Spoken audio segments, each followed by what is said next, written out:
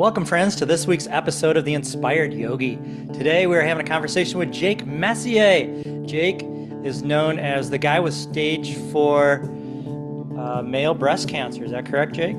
That is correct. I'm, is it current? Is it Yeah. resolved? Well, no, I mean, at the end of the day, and this is something I don't think a lot of people know, metastatic equals stage 4, right? Which means it's never going to go away. Oh, It's going to be the thing that takes me out, right? Unless I get hit by a bus or, fall off a cliff or something like that, right? gotcha. But what I like to explain right up front is that stage 4 equals metastatic, right? Those two words are interchangeable, but both of those words are not interchangeable with terminal, right? Nobody has ever told me you've got 18 months to live or anything like that, right? It's Okay. this is the end stage of this cancer. There's 4 stages of cancer, and this is the end stage of that. But there's a lot of things that could keep me alive for a long time. And the average lifespan for metastatic breast cancer is 5 years. I'm just about at year 3. Okay. But there's lots of people that go 20 years, 17 years, lots and lot, and so and I'm friends with a lot of them. So that kind of encouragement keeps me going. Oh, good, good, good. How Yeah, did you find out you had breast cancer? sure. So, I mean, that's one of the most common questions I get asked, right? Yeah. How did because I think as men, we are not, let me ask you this. Before I contacted, did you know that guys could get breast cancer? I don't know off the Yeah. top of my head any guys Yeah. that have gotten breast cancer. I mean, I've heard of it. I mean, I know Yeah. it's a Okay. thing, Okay, but so but there's something like 93% of the American public don't know that men can get breast cancer, which is a crazy stat, right? mm, That they yeah. just don't equate that breast tissue is breast tissue, right? Human beings are human beings, and it doesn't matter. You don't have to have breasts, and I use that motion, but you don't have to have breasts to have breast tissue and have breast cancer, right? It's not the. So I was in March of 2023, Okay. and I just got out of the shower and I was putting on some deodorant and I was like, oh, that's weird. There's a lump in my armpit. But, again, never having been told, and again, I don't know, maybe I read some book 25 years ago or something that maybe said it, but I didn't recall it, right? So Yeah. I go into finding this lump without the knowledge that guys can get breast cancer, right? Or I'm just like, okay, well, I'm also sort of being a typical guy at that time. And I'm like, oh, that's weird. And I just sort of went on with my day, right? Because that's what Sure. we do, right? Yeah. Um, and that month, March led into April, and April led into May, and May led into June. And I'm like, man, like this isn't going away. And that's weird. But then I was like, well, I've got a primary care visit in August. I'm 52 years old. I'm just going to add it to the list of things that I have to go in there and talk to because I have a list, right? We all have our list. You go in there once a year and 3 or 4 things and you go in there and talk to them about. And so that was just one of my things, weird lump in my armpit, that kind of a thing. Hmm. And he checked it out. And again, being a primary care physician, not an oncologist, he was like, yeah, he listed off a few things that it could be. None of them were breast cancer. But he Hmm. said, let's, in an abundance of caution, let's send you for a mammogram. And I was like, that was my very first time. I was like, wait, hold on. A Hold mammogram. on. Right. Right. A mammogram. And I was like, all right, well, I mean, I know how that works, right? I've been married for 25 years. I have a mother. I know him, heard about but I'm like, well, how does that work for guys though? Like, how does that work? Yeah. And they were like, they squeeze as much tissue into the thing and we get a reading. I'm like, all right, well, great. So I go and do it. And I remember, it was odd, but, I've been in odder situations in my life, right? Whatever. Yeah. And I remember sitting next to the radiation tech, and I don't know if she was a tech or a nurse. I don't know. I get in trouble on these podcasts. People people tune in on the weirdest things, right? I could Yeah. do 45 minutes on male breast cancer, and somebody'd be like, "Oh man, no way, she was a nurse, she was a mammogram," and I'm like, "Oh my gosh!" People key in on the weirdest little details. Like Sure. one of my biggest posts of all time Yeah. has like 700 comments on there about people fighting over whether it was a nurse or a tech, and I'm like, "Oh my gosh!" How So funny. there was a woman. I'm just going to put that. There was a woman in the that was doing mammogram stuff in the mammogram room. And when I was sitting there, and that's my that's my first time ever Like, seeing one of these charts, right? I'm not like I'm 3 years in now, right? I can read one of those yeah. charts no problem, but it's my first time ever seeing one. So I'm like, I don't even know what I'm looking at, right? It's upside down. And so I look at her and I say, can you tell me if I have cancer or not? And she goes, I cannot, because the radiologist has to come in and they have to do it in about Mhm. 5 minutes. She probably could, but she's not allowed to. Well, I mean, she has been, to your point, she's been in a million of these, right? She's Yeah. seen a million yeses and a million nos, right? And Right. so she knows what she's looking at.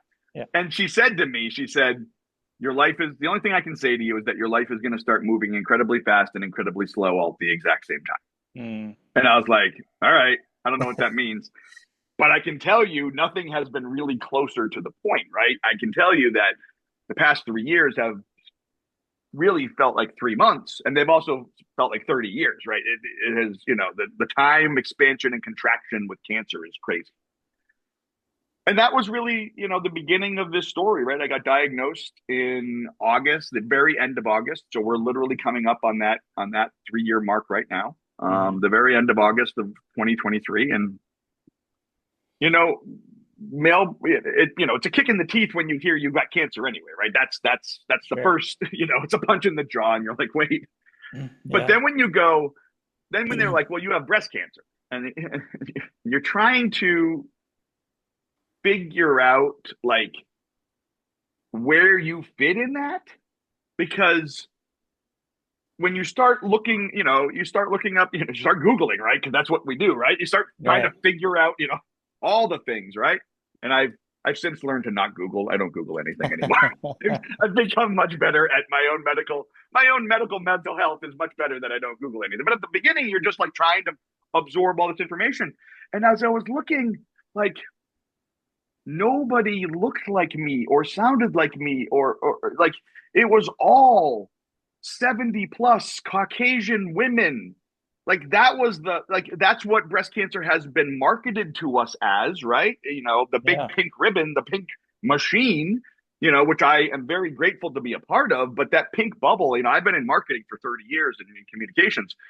And the pink bubble and the pink marketing campaign is one of the most successful marketing campaigns in the history of mankind. You have Ford, Pepsi, and the pink ribbon, right? It's right Yep. up there. But for so many men, and me included, for those first 6 months of diagnosis, I don't fit in this disease. There's an emasculation of having breast cancer. There's Mhm. not identifying with anybody else. I've been in this for 3 years, and I'm online as the guy with stage 4 breast cancer. I get invited to conferences. I've been to all kinds of trainings and all these other things. I have met thousands, thousands of women with breast cancer. I've met one guy, one, One. Wow. one. And What are the odds? I I know mean, several of them online, but in terms of meeting them face to face, one. okay. So the odds, I'll give you the women odds, because both of these odds are scary, right? Hmm. Women are 1 in 8, and Wow. that is a crazy number. That is. I know way more than 8 women, right? And to think that one of them or more of them are going to get breast cancer, that is a crazy stat, Hmm. right? And that has to be worked on, right? Yeah. However, men are 1 in 728, which is not insignificant. It's not Hmm. like you're winning the lottery at 1 in 2, 28 million odds. It's 1 in 728. It's not like it's crazy. So Yeah. that equals out to it's about 3,000, between 2,800 and 3,000 guys in America per year. I have American stats. Hmm. There's a few countries that keep track of male breast cancer stats, and America does we may be the best one, but we're the worst at it. Like we all get lumped in with everybody else, and that's why male breast cancer stats are so hard to find, because nobody really tracks them. I mean, there's about 2,500 breast cancer organizations in this country. Hmm. All of them, starting off with like the Susan G. Komens, and then all the way down to the local neighborhood ones that provide backpacks and all those things. There's about 2,500 breast cancer orgs in this country. There are three for men, three. And so, it when you're in this initially, you do not feel like you belong. And you're just, every waiting room you walk into is pink.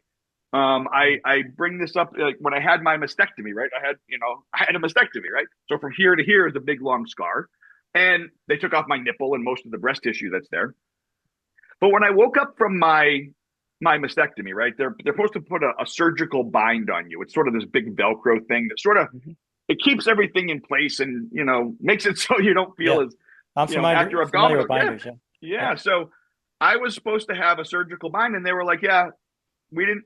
And the nurses, I want to let them off the hook because they were trying to be kind to me. They were trying to look out for my masculine sensibilities, right?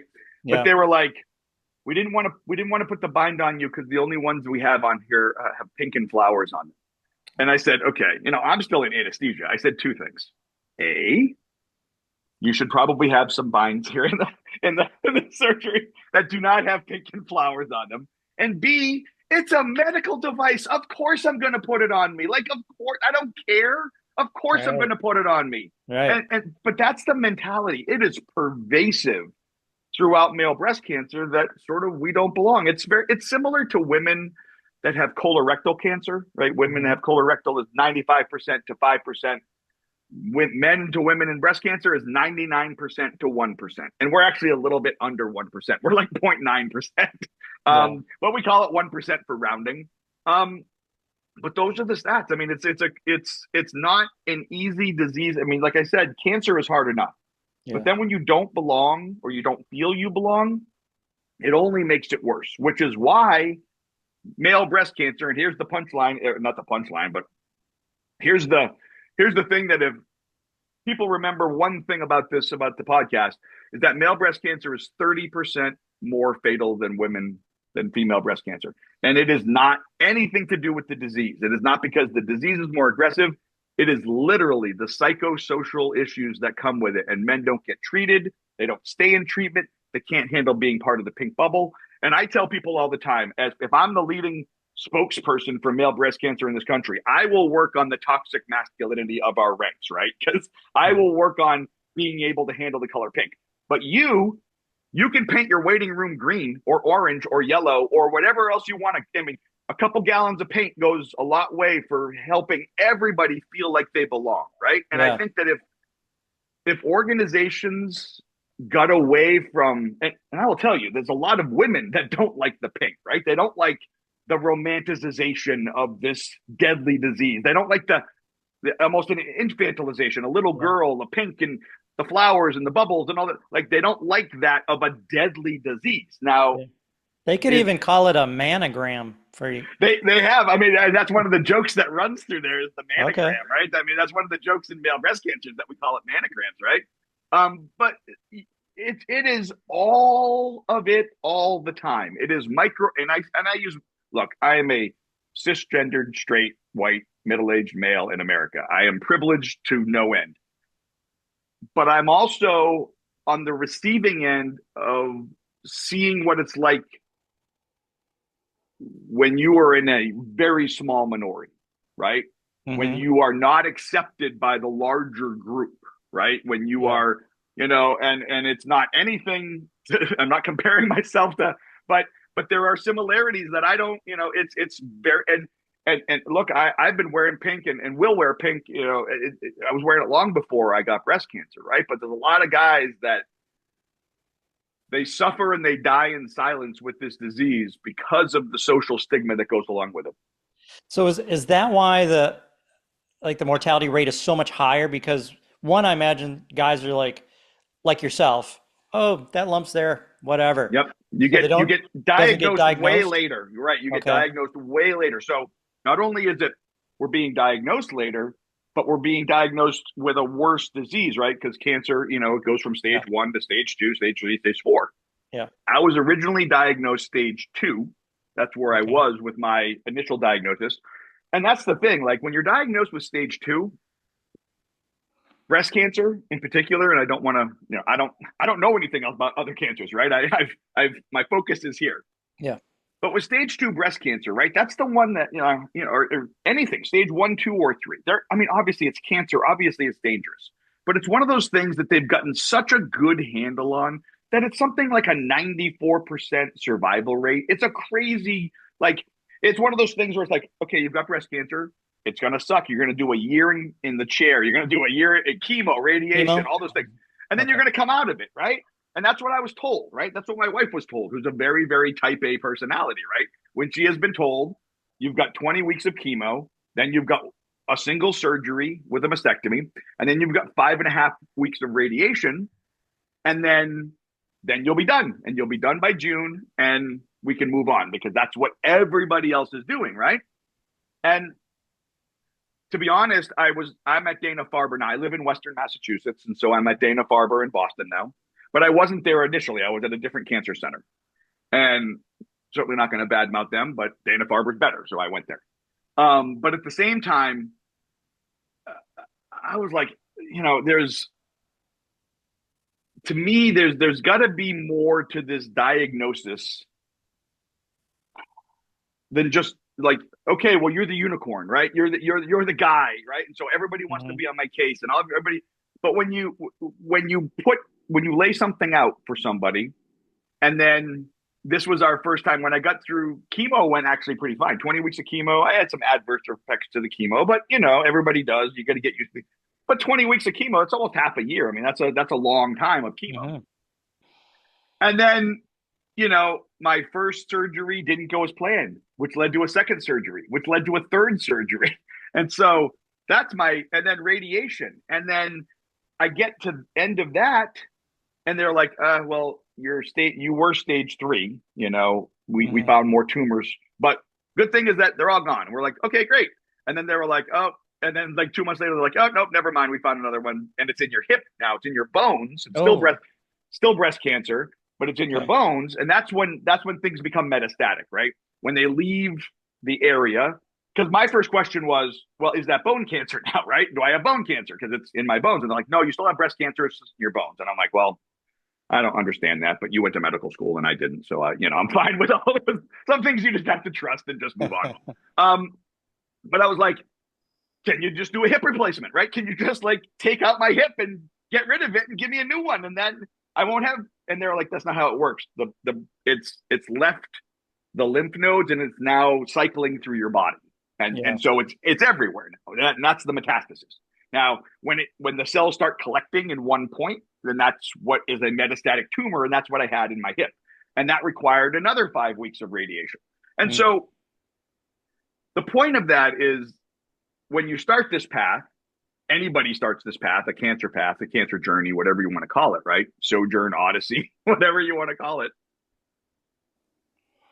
You are given a roadmap, right? Hmm. And I think for most people, they cling so tightly to that roadmap. And for some people, it goes exactly the way it's supposed to go. And that's fine. But I think for a lot of people, that is your first notion of this is a nonlinear path. And that the doctors, as much as you want them to, and as much as they want, they have no control over what this cancer does. And they can try to fight it, but it's going to do squirrely things. And Yeah. so when you're putting all your trust, and that's as somebody that never really had severe health problems, right? I mean, I say that I had a stroke in 2018, but that was just recovery, right? This is when you're in a cancer battle, it's every week you're battling. I mean, stroke incident is one stroke and then you just recover, right? But like this is like constant battling. But when I tell people, or when I talk about it with my wife, I'm like, I don't like this journey would be made so much easier for men. And I've made it easier for me because I've chosen not to let that toxic masculinity really get to me. Hmm. There are times, I mean, look, there are times when I'm like, it's more of like a why me type thing, right? It's why me, but it's not a why me because I'm a guy, right? It's not that.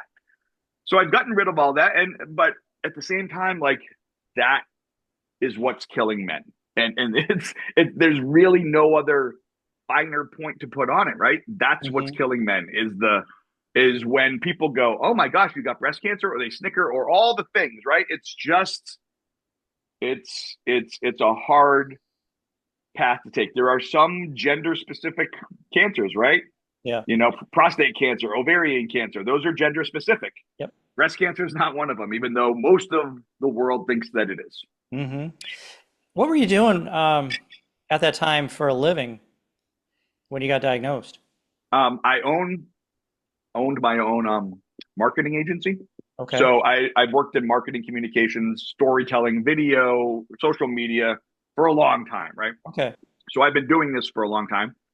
And in 2017, I co-founded an agency before that and everything else. And so Okay. 2017, I decided to launch my own agency, and we grew it to the largest agency for nonprofits, marketing for nonprofits in New England. We had, 14 employees, which, you know, I tell people all the time that, my little business of 14 employees, there were big agencies out there that had their nonprofit, department was bigger than our entire agency. But because this was all we did and we really cared about nonprofits, this is all we did, right? Mhm. We knew how to do all the functions of a nonprofit because that's all we did. And so I did that for a long time. And then when I got sick, I still ran it for two years, Um, there was a mantra we had even with all the employees, heard is me and I am heard, right? In terms of Jake, right? Like, so I would go to the morning and I would do chemo in the morning. And in the afternoon, I'd come back and do client calls in the afternoon. And then I'd be writing press releases or social calendars at night, just trying to keep on top of everything. Mhm. And I did that for 2 years. Like I did it all through chemo and I did it through all my surgeries and I did it through everything. But then when I got to the point where last October, right? I think it was last October. Last October, that's when they told me that I was metastatic, that they found this tumor on my hip, and that I would never get better. Right? This is not something that I will ever recover from. I'm going to feel fine because I feel okay right now, but I'm never going to get better. Right? So when all of that happened last October, certainly it affects your mental health, right? It certainly does. But in terms of my company, when I knew that I wasn't, because we were all under the premise that for those 2 years that I was going to be better and I was going to, then Yeah. I would eventually just roll off. And while I did it, and I thought about it for a long time, I'm like, well, I've been doing it for 2 years. I can continue to keep on doing it, right? But I'm like, man, just managing payroll and taxes and insurance and all the things that go into owning a business. I'm like, I don't want to do this anymore. And we had whittled it down over those couple of years. I mean, we had gone from 14 to 4, shrinking our client base and stuff like that. But that's honestly the impetus for what I do now, right? All of those skills that I had, then you combine 3 years of breast cancer, and I'm like, oh, well, here you go. Here's the guy with stage 4 breast cancer. That's sort of the combination of all 30 years of experience and then 3 years of breast cancer sort of get you to where you're at now. Yeah, that makes sense. It fits nicely, you know. So, Right. have has everything you've done only been allopathic, or have you tried any naturopath um, medicines? It's really funny because I just did a post. You know what? I know this is a podcast and I'm going to leave the screen for a minute, but I'm going to go get something because I just did a post on it Okay. less than ten seconds ago, and you can still hear me. So, Yeah. you know, Looks like a I fancy did. gaming chair you got there. Thank you so much. It's my kids who I stole because I'm like, I need an office chair. But I just did a post on this morning, actually, on evil bone water. Are you familiar with evil bone water? I am not. I've never heard of it. Okay, so evil bone water is part of Chinese medicine. Okay. And so to answer your question specifically, obviously I'm at Dana-Farber, right? And I'm in chemo and I'm in radiation Yeah. and I'm going to continue those things, right? But we did, my wife, when I going into the stroke story, when I came out of my stroke and I was cleared at 100%, I didn't, and that was actually about 6 months later. I didn't make any significant changes right away. And Hmm. I can't really explain why. It was dumb of me not to, right? I still kept on doing the same things, right? So if you go another year past that, in the fall of 2019, I've stopped weighing myself in the scale. I've stopped, I know I'm putting on more weight and I'm done, I don't know. I'm done.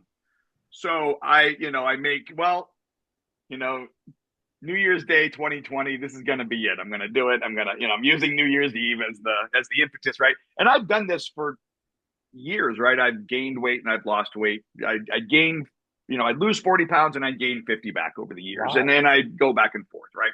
But Mm-hmm. nothing ever stuck. And so I was like, oh, I'm going to do this.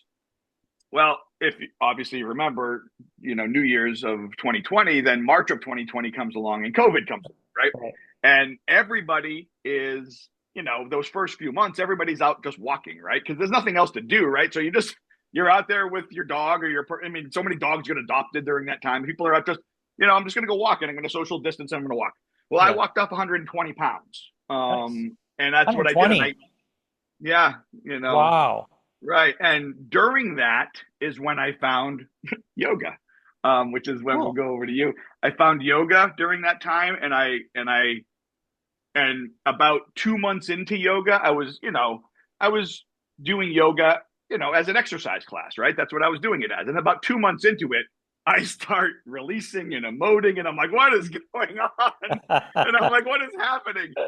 And that's when I really went headlong into yoga, and I was practicing at least 5 days a week, if not close to 7 days a week. And Fabulous. and and I was and I found and then I started meditation because I was never able to quiet my mind enough to meditate before.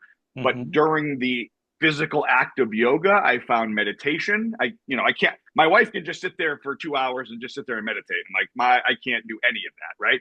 But Mm-hmm. during the physical act of yoga, that's when I found my meditation, and that also led me into Reiki. And my Reiki instructor was like, you're so attuned and all the things. And I'm like, I don't even. So I was a big skeptic before any of this, but Yeah. now at that time, I'm like, oh, crystals are healing. Why not? Let's use those. And all of these things. I was like, sound healing and all of these Uh-huh. things. And then my wife went and we got a naturopath doctor in her name is Anemone Fresh. And I'm like, of course the naturopath's name is Anemone Fresh. Like, of course. She's not doing herself any favor, but she's awesome. She's wonderful. She's in Vermont. But Okay. she's my naturopath doctor. So when I was having gut issues, right? And Mm-hmm. Dana-Farber is like, well, try this medication. And she's like, how about you just try activated charcoal? And I'm like, all right, I'll try that. And guess what? My gut issues went away. Yeah. So yes, I'm gonna take my oncological medicines, right? I'm gonna take my tamoxifen and my Verzenio because those are the things that are keeping me alive. Yeah. But I'm also gonna take the other aspects, and that brings us to evil bone water, right? So Okay. back in April, I was sort of pushing myself out of a tub, and I slipped, and it wasn't more than like 2 inches, but I slipped and fell onto my side, and I broke a Mm. couple ribs, and it Okay. sucked. I'd never broken ribs before, but like brutal. I broken other things, but never my ribs. So a friend of mine who I know really online. I mean, I have 50,000 followers, and people were trying to help me out. And she's like, "Hey, she's a doctor of Chinese medicine, and she's like, have you tried evil bone water?" I'm like, "No," and that sounds weird, and I'm not going to do it. And she's like, and she's like, "Please just give it a try." And I was like, "All right." So she gave me this stuff, and I sprayed on my ribs, and I'm like, I don't know, like I don't know, like what? And and I'm like, having been raised in a very Christian household, Mm-hmm.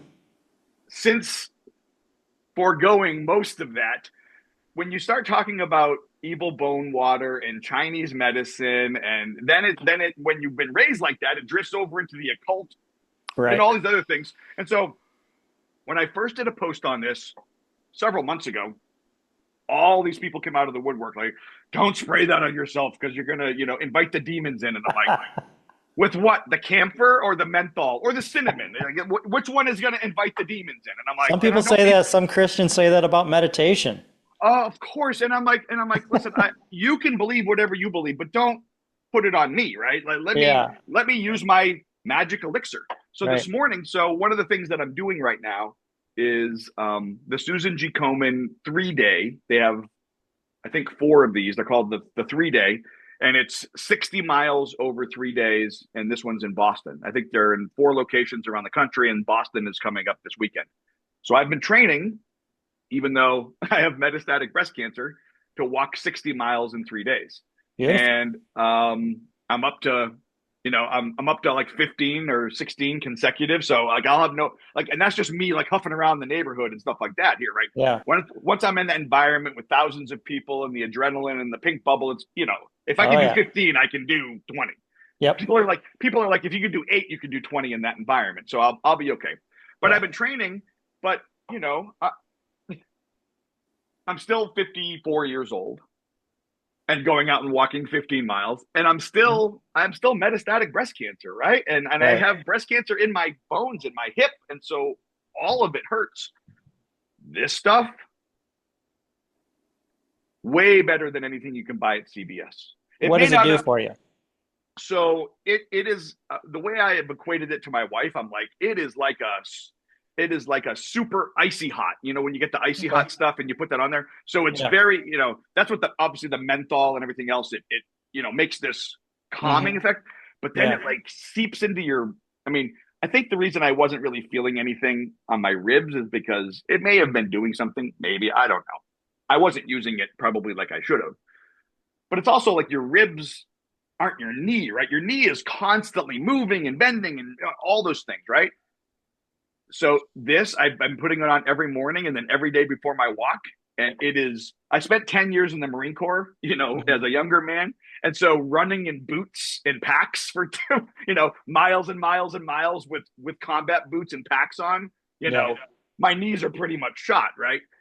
This stuff, it's magical. And so my whole post this morning is not about, I mean, yes, I'm sort of poking fun at people about not believing in this stuff, but it's more about not everything that you need for your body is sold at CVS. And something like this, which could do wonders for you because it's all natural, it's all organic, there's no chemicals in there.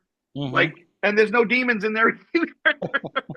And just The try it. Chinese have gotten really good at bottling demons. I don't know. Bottling demons, I know. But that's and so like I have where I don't go, and where most cancer people, and I'll say breast cancer people, but most cancer people go off the rails.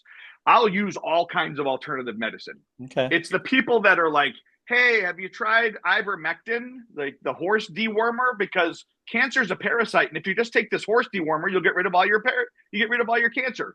That is a rampant internet rumor. And so Yeah. I put a post up, and there is at least a couple people every time that are like, oh, ivermectin, all this, it's the same stuff they were trying to get during COVID, take the horse dewormer. Sure. And they were like, oh no, Well, but, you can say it was used as a horse dewormer, but it was also given a Nobel Prize for the creator of ivermectin, and it's been used on people for a long right, time to heal a lot of things. right. But it's It was not, really I mean, demonized by the media.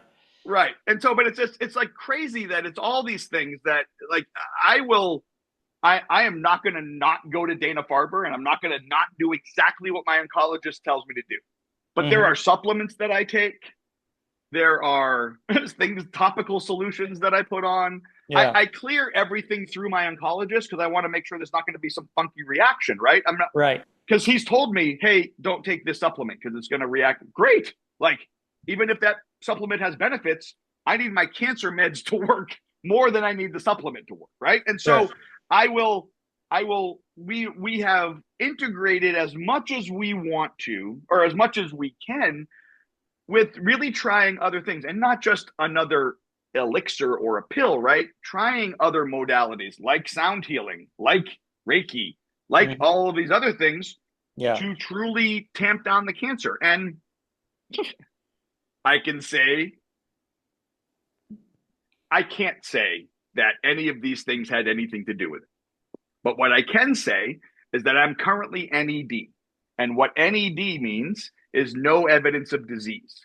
And Great. that is a category that is for stage 4 patients of any cancer. And what that means is remission. And, but it's not really remission because, again, remission means it's out of your body and you can go live your life, right? Yeah. NED means currently, right now, as of the last scan, as of July 27th, we can't find any tumors. Your Okay. next PET scan is scheduled for October 17th. The likelihood of us finding tumors is there, right? And so Yeah. you live when you're metastatic, you live between these scans, especially if you go NED. I went NED. I sort of announced it last week on social, and people that didn't understand what a big deal it was, people were like, "Oh my god!" Like everybody's talking about you going NED.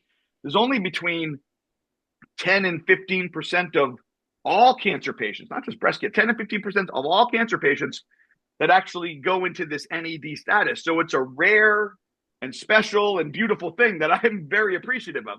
I Yeah. went NED much earlier in my cancer journey, right? Right Hmm. after my first round of radiation, I was NED. But I didn't know anything about this journey or how hard it was because I just automatically went in and I was like, hey, great. I don't know what that means. I equate it to this. A rookie comes into the league, right? Into the NFL, and the rookie makes it to the Super Bowl. And he's a star, right? He's a centerpiece. He's a rookie running back, and he's a centerpiece on that team winning the Super Bowl, right? He's not Yeah. a bench warmer. That rookie has no idea how hard it takes to get back next year, or if he's ever going to get back. He could spend the next 17 years in the league and never get back there again. He doesn't Right. understand that until he's gone through a couple seasons of not making it, of not even making the playoff. Hmm. And that's sort of the way I equate it. I went into NED way too early in this journey the first time to really understand it. I was like, hey, I'm in this thing called NED. Isn't that great? People were like, oh my God, they're losing their mind. And I'm like, oh, that's great. And now, 3 years in, I've gone NED again where they've tamped this down enough and they can't find it in my hip. Now, I'm 3 years in the league at this point. I get it now. I Yeah. get it now. But I also get the fragility of it, right? When I came Hmm. out of NED last time, it shattered my mental health, right? It was so bad. I'm thinking I've got 6 months to live and all of these things, right? It's just not the case. And now that I've been through the cycle of NED, right? I've gone into it and I've come out of it. The next time I come out of it, yes, it'll be sad, but it won't be as devastating as Yeah. it was because I'm learning how to deal with the disease as I progress through it. Yeah, that makes sense. Now, with relatively so few guys getting this Mm-hmm. disease, I imagine there's not very many studies. Is there any, is there any idea what the root cause of this cancer is?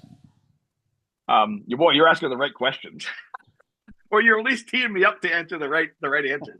Um,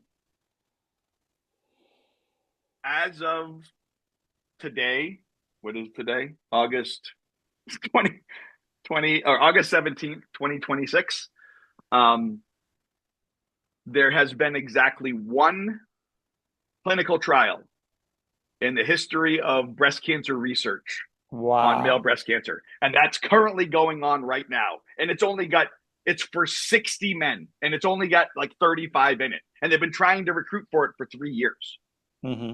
So in the history of breast cancer research, Susan G. Komen alone is almost at the $1 billion mark for research spending, right? Not counting American Cancer Society, National Institute of Health. Billions and billions and billions of dollars have been spent on breast cancer research. Yep. Very, very, very little. And I'm talking about not even 0.01% of that has been spent on male breast cancer. And I'm not even mad about that, right? Female breast cancer is 99% of the problem. It should have Hmm. 99% of the focus, right?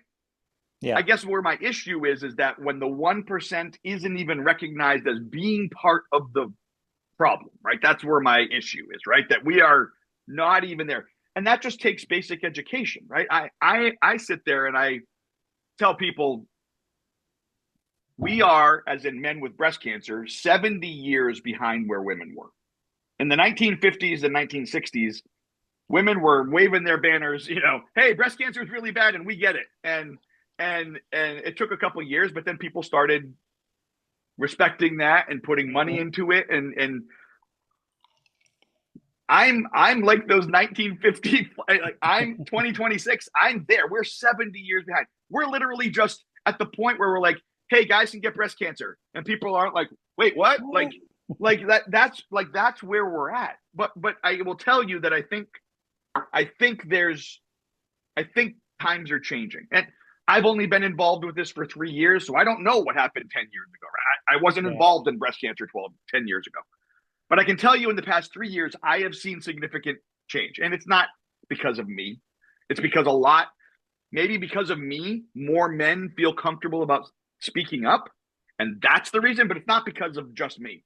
But I will tell you, the major national breast cancer organizations, like I said earlier, there's 2,500 around the country, right? Mm-hmm. There's 10 of the big national ones, right? There's the Susan G. Komens, the Breast Cancer Relief Foundation or Research Foundation. There's National Breast Cancer Coalition. There's major organizations, right? None of them have really paid attention to male breast cancer. They may have a landing page tucked into the very back of their site that if you search and search and search, you can find it. But I will tell you, over the past couple of years, I was asked by the National Breast Cancer Foundation to copy, because of my background in marketing and communications, to copy edit their male breast cancer pamphlet because they felt it wasn't good. And it wasn't good. And they had me do their military pamphlet as well. And all of these things to make sure that people that were reading it felt like they were included in it. Okay. Susan G. Komen has put an effort into programming for male breast cancer. And more importantly than that,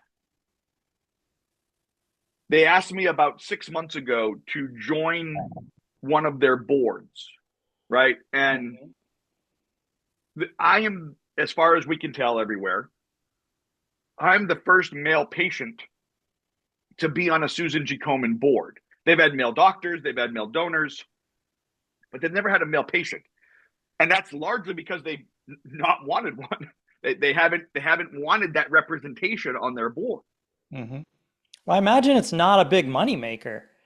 I mean, well, it with could that few in numbers. Well, but that's the thing. Like, and this is where I convinced Susan G. Komen this year that it could be a moneymaker.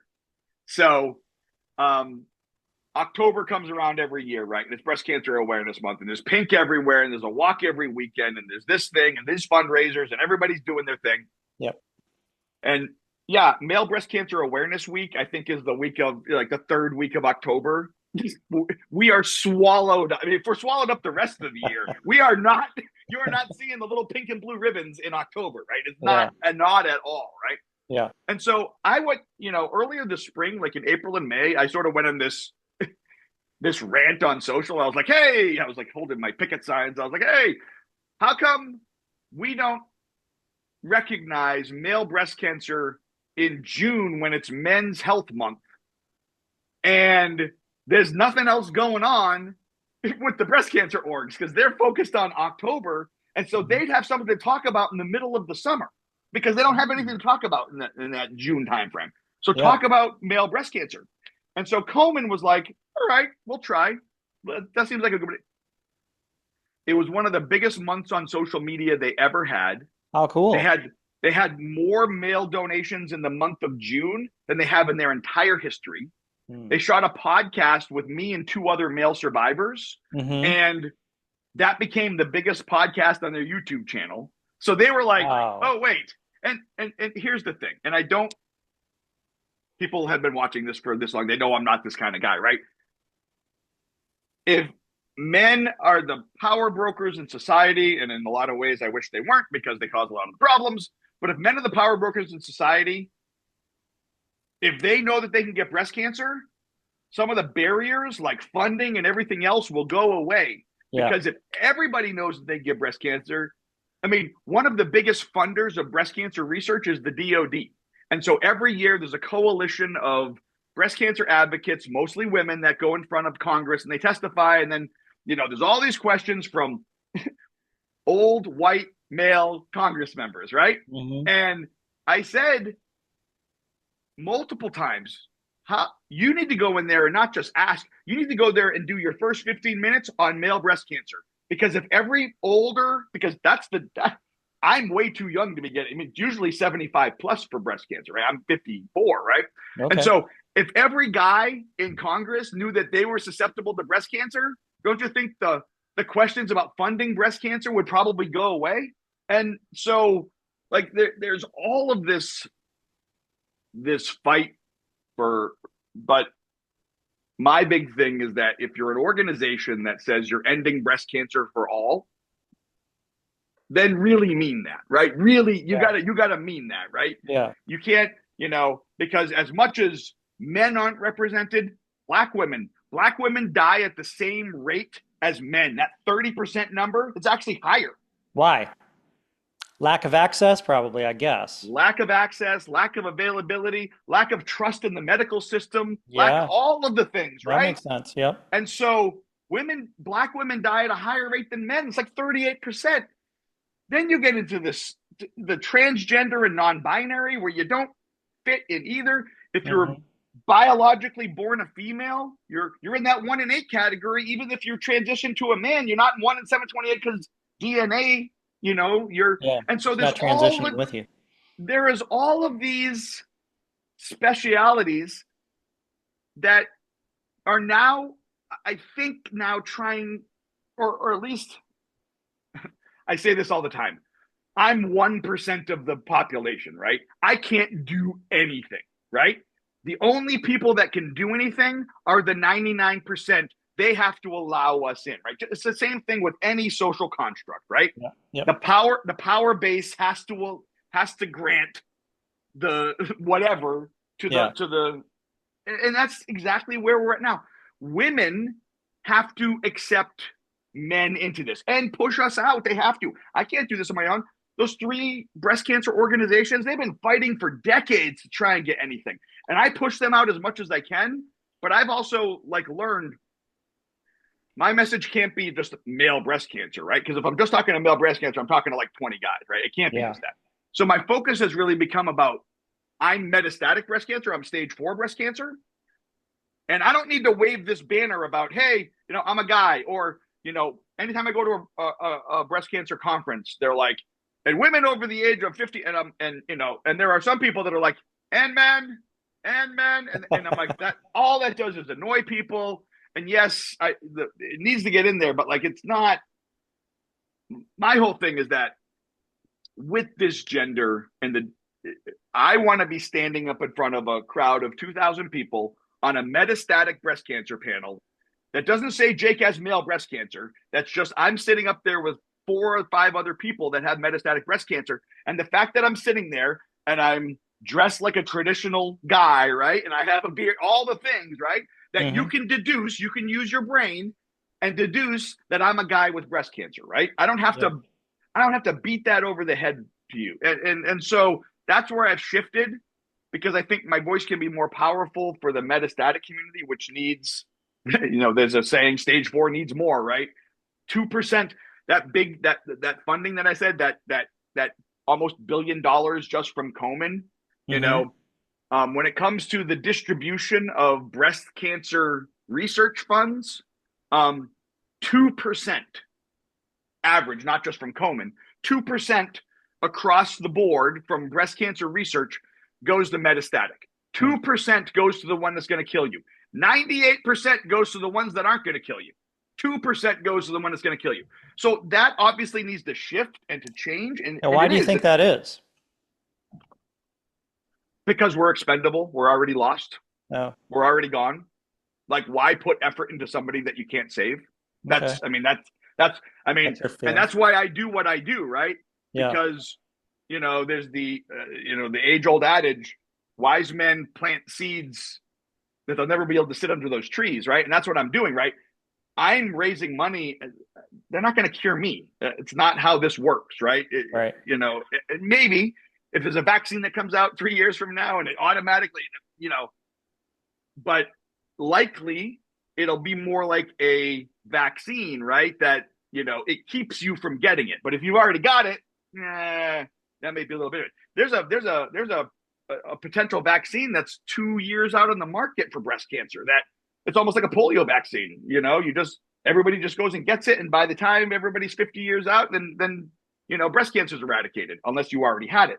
So I do this, to my 50,000 people every day. I understand. I've been doing social media professionally for so long.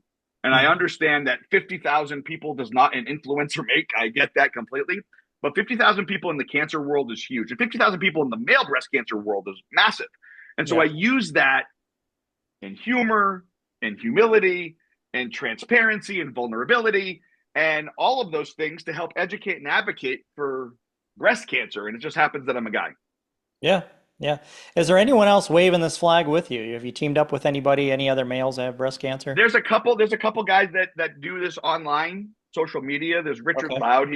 I'm the guy with stage 4 breast cancer, right? He's the dude with breast cancer, right? It's with his. Okay. And then there's Brett Miller. He's part of the Male Breast Cancer Happens Foundation. But Okay. like, and then Zach Yarborough, and I say that because that's 4, and Hmm. those are the 4 men that I know in breast cancer. I Okay. don't know anybody else. I've met a couple people online, but those are literally there's three other guys and me that are sort of doing it at this level of just sort of talking about their experience. And like I I know we got to go relatively soon, but I will tell you this.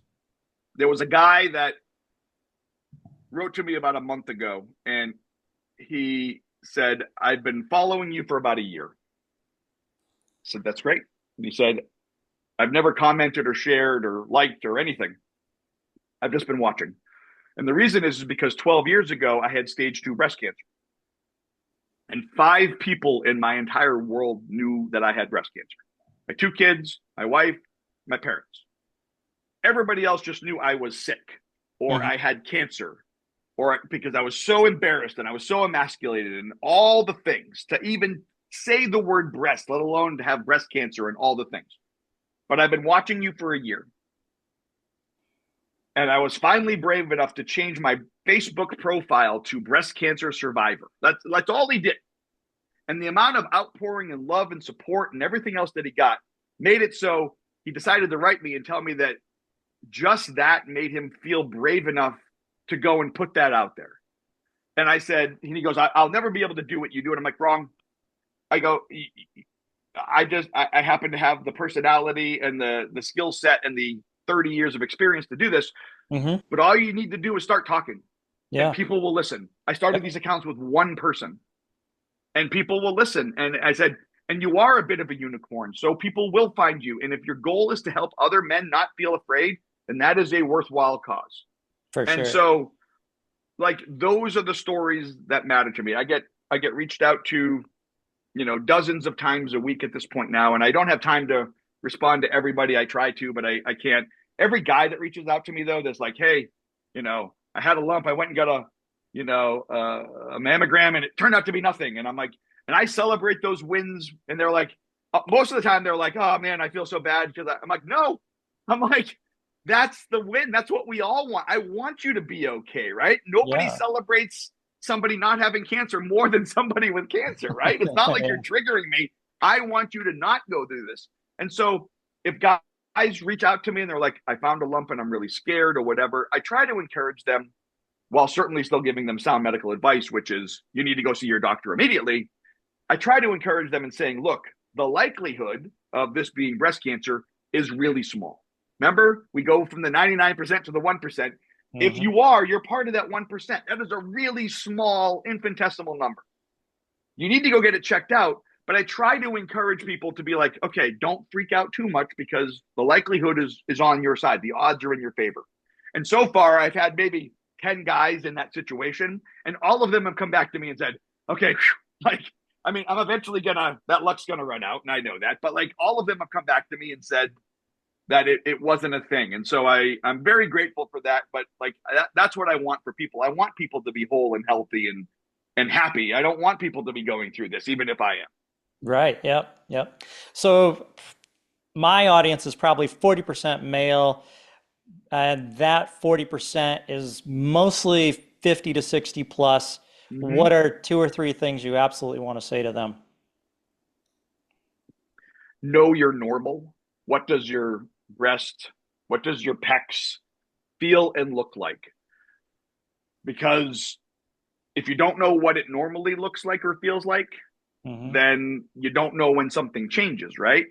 And, you know, some guys maybe they're looking at their chest in the mirror all the time, but a lot of guys aren't, right? And Right. so, and then this goes also to your guys' partners, right? The guys that are listening to their partners, right?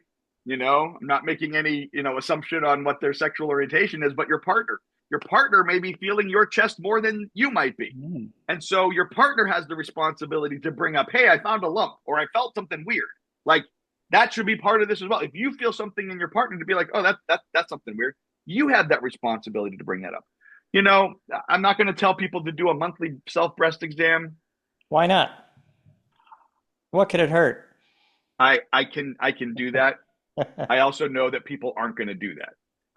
And so I'm just, yes, I would love for everybody to do a monthly self breast exam. It's not hard. It's just literally just, moving down and if you feel something, and it's not difficult. I don't have any breast tissue over this side, but you just do it.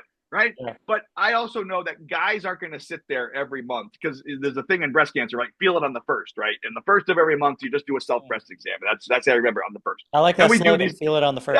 Yeah, we do it and we put it out there. But I also know that guys are not going to be the ones that are be like, oh, it's not going to. So I'm men are changing. I like to think men are changing. So I want to believe that wholeheartedly, except I see the toxic masculinity on the other side a lot. But look, if you're going to do a self breast exam, do it.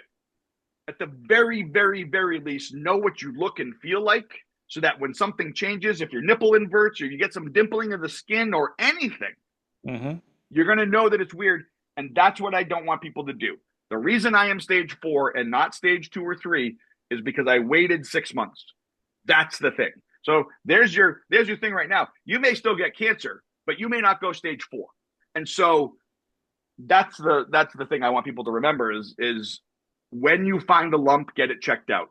I also would love to, talk to the Department of Education, so that starting in 6th grade health class, that boys are taught that if you find a lump, tell somebody, right? So that in 50 years, the cycle of education is the same it is for women, right? Women are scared shitless about, having breast cancer, because when they're 12 or 13, that's drilled into their head so much in health class, right? So that they're very aware of it. Men are just, traipsing through life, not knowing that this is an issue. And so even if they are taught that in health class in 6th grade or 7th grade or whenever that is, right? Nobody can ever, nobody listening to this podcast now can ever go back and say, well, nobody ever told me that guys can get breast cancer. Nope. You listen to that podcast, or nope, you sat in health class. And that's where it needs to get to. Everybody needs to know, so that the stigma goes away, right? Yeah. And there'll come a tipping point when that matters, but we're a long way away from that right now. Yeah, and I think guys and grandfathers can also tell their sons, tell their grandkids, let them know. Doesn't have to be a big thing, but it'll stick. It doesn't. It's right. It doesn't have to be a big. I don't like a lot of times my social media is like, hey, guys can get breast cancer. And then I sort of back away because people aren't going on TikTok to be bummed out by the guy by the guy who's that's not why they're going there, right? You're going there for entertainment or whatever. You're not going there to watch me cry on camera, right? It's not what you're doing. And so a lot of times my messaging is very hands off and just like, hey, guys can get breast cancer, not a big deal. I mean, it is a big deal, but it's not a big deal. You don't need to worry about that right now until you have something to worry about. But you just need to absorb that into your brain, and then we can move on. Yeah. Get that awareness out there. I love it. Right. Thank you. Jake, I really appreciate you taking time to be on the show today. Thanks so much, Jim. This was great. A great conversation. Thank you. Kudos to you for what you're doing. I love that you're wearing pink. I wear pink a lot. I think all real men should wear pink. I don't disagree. All right, man. Thank you so much. Thank you.